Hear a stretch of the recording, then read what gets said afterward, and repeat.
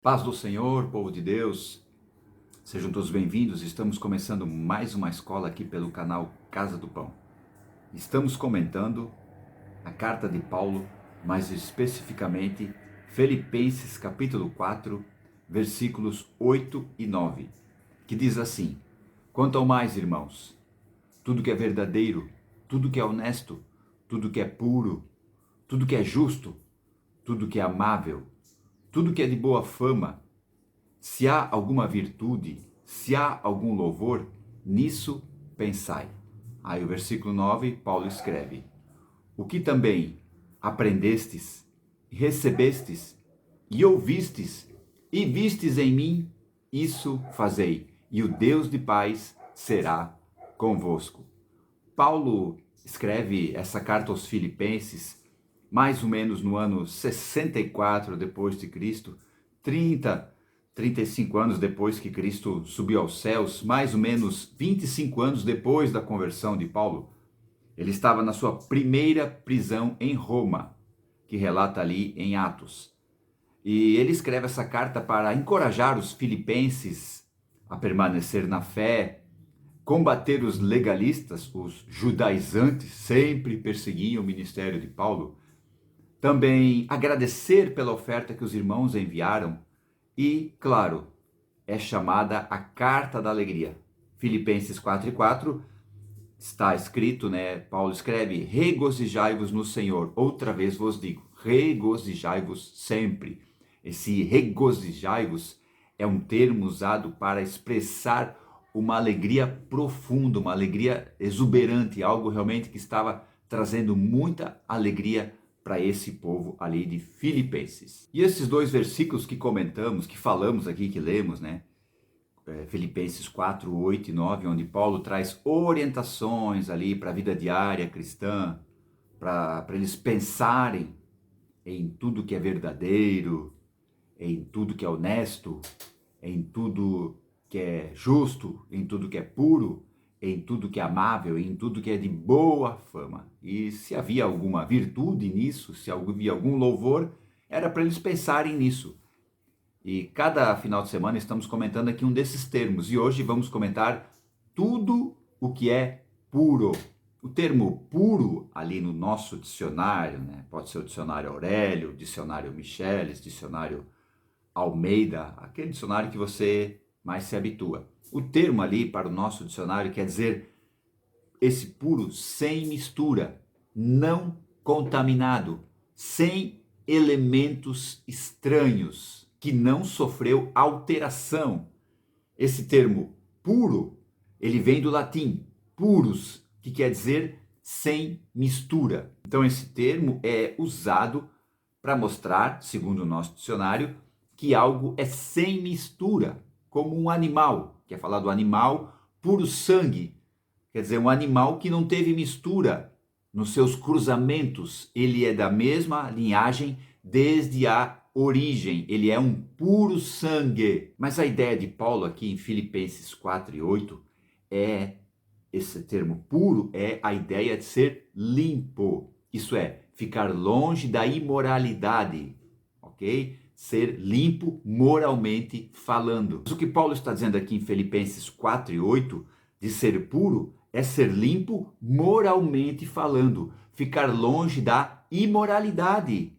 Então o que está em foco aqui são os teus motivos, isso é, aquilo que te leva a agir, e as tuas ações, as tuas atitudes. Então os teus motivos têm que ser puros, e as tuas ações têm que ser puras também. Isso é, estar envolvidas com a moralidade, longe da imoralidade. E essa palavra puro também é usado no sentido da pureza religiosa. Nessa época eles tinham que os deuses com D minúsculo eram considerados santos.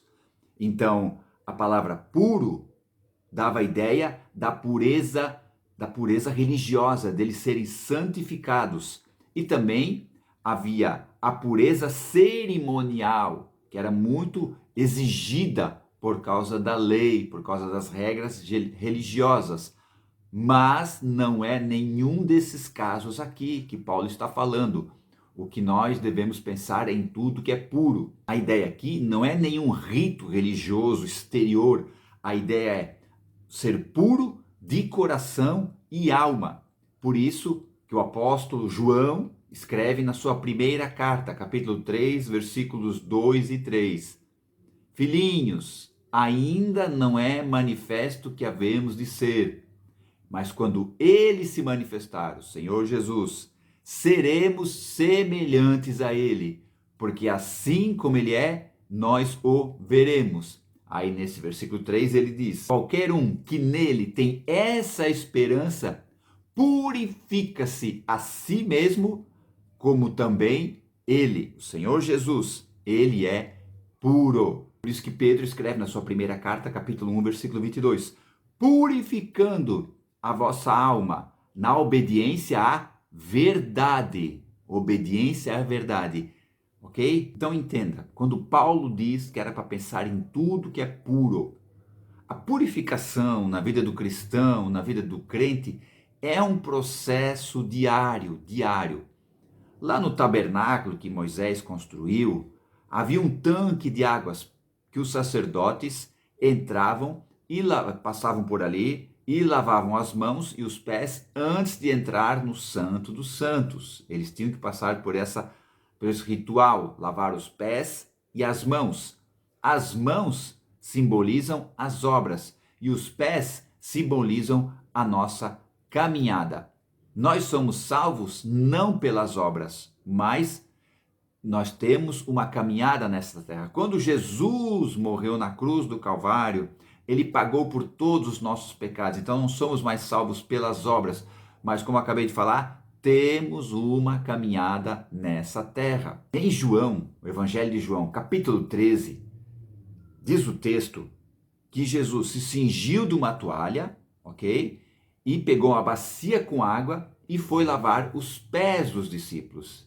Esse era o serviço do servo, do criado mais humilde da casa. Vamos dizer assim, o cargo mais baixo de um servo numa casa era feito por essa pessoa, de lavar os pés dos convidados, as pessoas que chegavam com os pés empoeirados, aquela história toda, eles tinham que lavar. Então, quando Jesus toma essa atitude perante os discípulos de lavar os pés deles, Pedro protestou, disse: não, Senhor, tu não vai lavar meus pés, por causa de como Jesus estava se colocando. Aí Jesus disse para Pedro: Pedro, se tu não lavar os pés, tu não tem parte comigo. Aí Pedro diz: Senhor, lava também a cabeça. Aí Jesus continua: aquele que está lavado necessita somente lavar os pés. Jesus é a palavra viva. Ok? Nós temos a Bíblia Sagrada, nós protestantes temos a Bíblia com 66 livros, 1189 capítulos, né? Os irmãos católicos têm a Bíblia com 7 livros a mais. Mas nós entendemos que Jesus é a palavra, Jesus é as Escrituras, a Bíblia Sagrada que nós lemos todos os dias. Então ela é a nossa água que lava os nossos pés dia após dia, é a nossa purificação diária. Então, quando Paulo diz, tudo que é puro, nisso pensai, claro, então sentimentos, emoções que você busca para você, né, que você quer uma vida de purificação, mas somente a palavra de Deus, quando você medita nela, quando você lê ela, quando você traz ela para o teu coração, a tua vida é purificada, isso é um processo diário. Então Jesus é a palavra, e a palavra que vai purificando a nossa caminhada. Então leia e medite na palavra de Deus com a ajuda do maravilhoso Espírito Santo. Aí sim, tu vai fazer aquilo que Paulo orientou aqui na carta aos Filipenses. Tudo que é puro, nisso pensai. Amém?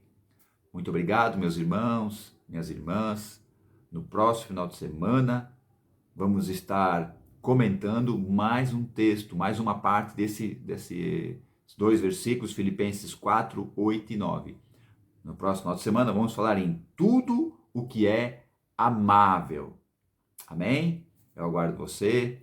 Deus abençoe. Fique na paz. Tchau.